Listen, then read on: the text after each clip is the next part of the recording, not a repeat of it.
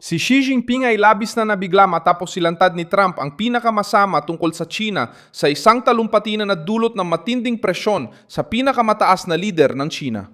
Inanunsyo ni Trump ang pagpapalabas ng dating lihim na dokumento at sinabing natuklasan ng mga ahensya ng intelihensya mula pa noong siklo ng halalan noong 2020 ang operasyon ng China sa pangungulekta at paggamit ng datos ng botante. Nadiskubre ng mga ahensya ng paniniktik ng Estados Unidos noong 2020 ang kompromiso ng mga talaan ng butante matapos makita ang 10 milyong datos ng mga butante. Pag-isipan mo yan, 10 milyong datos sa 18 estado ang binili, ninakaw o nahack ng China. Ayon sa pahinang ginawa ng White House, impormasyon ng 10 milyon tao sa 18 estado ay maaring nabili, ninakaw o nakuha sa pamamagitan ng digital na pag-atake. Iniugnay din ng gobyerno sa China ang hindi tamang pagkuha ng 220 milyong record na may mga pangalan, address, telepono at partidong kinikilingan. Tinamang ng paratangang Beijing sa panahong sinusubukan ng pinakamataas na lider ng China na ipakita ang China bilang patas. Tagapagtanggol ng artificial intelligence na ligtas bukas at para sa kabutihan panlahat. Hindi dapat sirain o pahinain ng pagunlad at paggamit ng AI ang pagkakaiba-iba ng sibilisasyon at natatanging kultura ng mga bansa. Dapat nating iayon ang mga halaga ng AI sa mga pinagsasaluhang pagpapahalaga ng sangkatauhan. At gamitin ng maayos ang mga teknolohiya ng AI upang mapalawak ang pag-unawa, pagpaparaya, palitan at pagbabahagi sa pagitan ng lahat ng sibilisasyon. Dapat nating ingatan ang hardin ng mga sibilisasyon para matiyak na pinahahalagahan at naibabahagi ang kagandahan ng bawat isa. Habang tinatalakay niya ang pandaigdigang kooperasyon sa Shanghai, ipinapakita naman ni Trump ang ibang anyo ng rehimeng Chino. Interes sa datos, impluensyang pampolitika, dominasyong teknolohikal at kakayahan samantalahin ng mga kahinaan sa loob ng ibang bansa. Sinabi ni Trump na ang mga dokumento ay sumasaklaw sa mga kahinaan ng mga makinang pamboto, mga database ng eleksyon, mga talaan ng botante at mga sistemang ginagamit sa pagbibilang. Ipinahayag ng White House na ang mga kalaban tulad ng China, Rusya, Iran at Hilagang Korea ay may kakayahang kompromisuhin ang ilang bahagi ng infrastruktura ng eleksyon. Ang pagbubunyag tungkol sa 18 estado ay inilahad bilang bahagi ng natuklasan mismo ng mga ahensya ng paniniktik ng Estados Unidos noong 2020. Ayon sa White House, gumawa ang China ng unit para samantalayin ang mga nakuha nilang dokumento at itinago ang insidente sa intelihensya. Saklaw ng mga dokumento ang 5 pangunahing laranan. Una, ipinapakita nila na sa loob ng ilang taon, simula noong halalan ng 2020, isinagawa ng Republika ng Bayan ng China ang itinuturing na pinakamalaking pagtagas ng datos ng eleksyon na naitala. Inakusahan ni Trump ang ilang ahensya na minamaliit ang problema at tinatago ang totoong lawak ng panggungulekta sa publiko. Mabigat ang paratang dahil hindi lang ito isang hiwalay na atake, kundi tungkol sa malawakang base na kayang tukuyin ng gawi sa politika, lokasyon, partidong kinaniban at personal na datos ng milyon-milyong botante.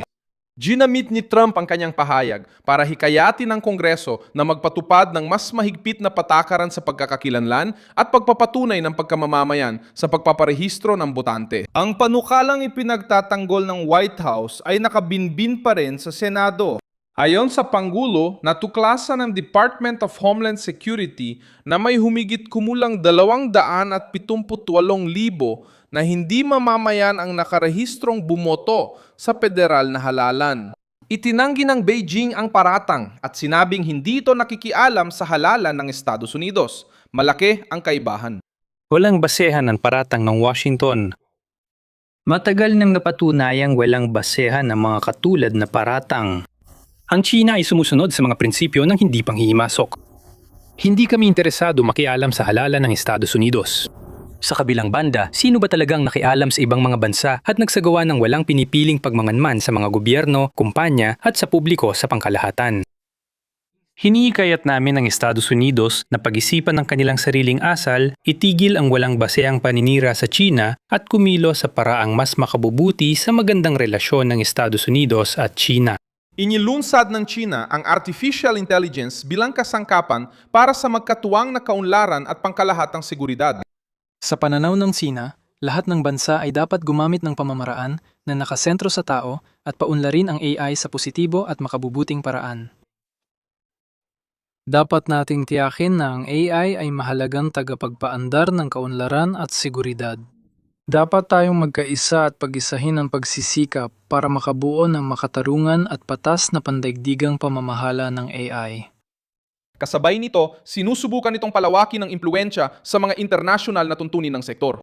29 na bansa ang lumagda sa kasunduan upang lumihan ng isang pandaigdigang organisasyon para sa kooperasyon sa artificial intelligence na pinamumunuan ng Beijing. Layunin ng grupo na talakay ng pamantayan, akses sa mga modelo at pagsasanay para sa mga umuunlad na bansa. Inilalagay ng hakbang na ito ang China sa direktang kompetisyon sa Estados Unidos sa pagtatakda ng pamantayan para sa pinakamahalagang teknolohiya ng henerasyong ito. Inanunsyo ng pinakamataas na leader ng China ang 5,000 slot para sa AI training sa 5 taon at nangakong palalawakin ng mga proyekto kasamang mga grupo mula Asia, Africa at Latin America. Ginagamit ng Beijing mga bukas na modelo at mga programang pagsasanay para makapasok sa mga lugar na may hadlang sa gastos at access, na hirap pa ang US companies at gobyerno. Naroon din ang presyon sa militar. Noong Hulyo 1, 2026 dalawang bombarderong B-2 ang mabilis na nag-refuel sa isang istasyon. Ito rapido no solo sa pinagsamang base ng Pearl Harbor Hickam sa Hawaii habang isinasagawa ang isang misyon ng task force ng mga bomber. Dahil sa pamamaraang ito, mabilis na nakakalanding, nagkakarga ng gasolina at nakakaalis agad ang mga eroplano na mas maikli ang hintuan. Ayon mismo sa hukbong himpapawid, ang operasyon ay naglalayong pataasin ng kahandaan at kakayahan nilang tumugon sa mga posibleng krisis sa Pasipiko. Mahalaga ang Hawaii dahil nagbibigay ito sa US ng abanteng posisyon para mag-organisa ng misyon sa Indo-Pasipiko nang hindi isinisentro ang buong operasyon sa mga base na mas malapit sa China. Ipinakita ng paggalaw ng mga B-2 kasama ng mga F-22 fighter jet na nagsasanay ang Washington ng integrasyon, dispersyon at mabilis na pagtugon. Opisyal na inilahad ang aktibidad para patunayan ang kakayahang mag-operate mula sa iba't ibang base at tumugon sa hamon sa rehiyon. Inaasahan pa rin ni Trump na makipagkita sa pinakamataas na pinuno ng China sa mga susunod na buwan matapos ang mga kasunduang pangkalakalan na inihayag noong Mayo 2026. Ang bagong paratang sa datos ng halalan ay ngayon ay bahagi ng negosasyon at nagpapataas ng presyong pampulitika ng anumang pagtatangkang mapalapit. Ngayong gabi, inaanunsyo ko ang deklasifikasyon at pagpapalabas ng mahalagang impormasyon na nagpapakita ng mga kahinaan sa ating infrastruktura ng halalan. Habang inilalatag ng Washington ang mga dokumento, investigasyon at mas fleksibol na presensyang militar sa Pasipiko. Salamat sa panonood hanggang dulo. Suportahan ang aming proyekto at mag-ambag sa pananalapi sa pamamagitan ng Pixky na makikita sa inyong screen. Kami ay isang independenteng channel na nagbibigay ng totoong impormasyon. Ang inyong tulong ay nakatutulong para makapagpatuloy kami.